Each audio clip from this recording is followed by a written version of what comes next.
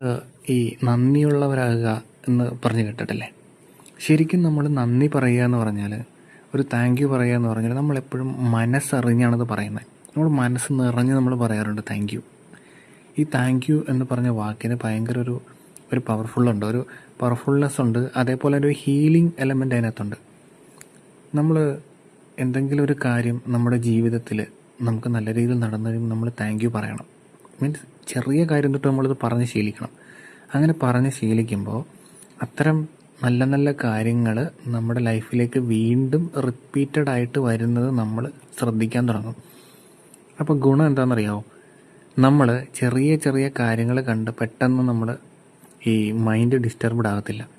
കാര്യം നമുക്ക് ഒരുപാട് കാര്യങ്ങൾക്ക് നന്ദി പറയാനുണ്ട്. ഒന്നും വേണ്ട, ഇന്ന് രാത്രി വരെ നമ്മളിവിടെ ഉണ്ടല്ലോ ഈ ഭൂമിയിൽ, അതിനൊരു നന്ദി പറയൂ. അതേപോലെ നമ്മൾ നാളെ രാവിലെ എണീക്കുമ്പോഴും ഒരു നന്ദി പറയും. നമുക്ക് പുതിയൊരു ദിവസം കിട്ടിയിരിക്കാം, അതായത് പുതിയൊരു അവസരം കിട്ടിയിരിക്കാം, അല്ലേ?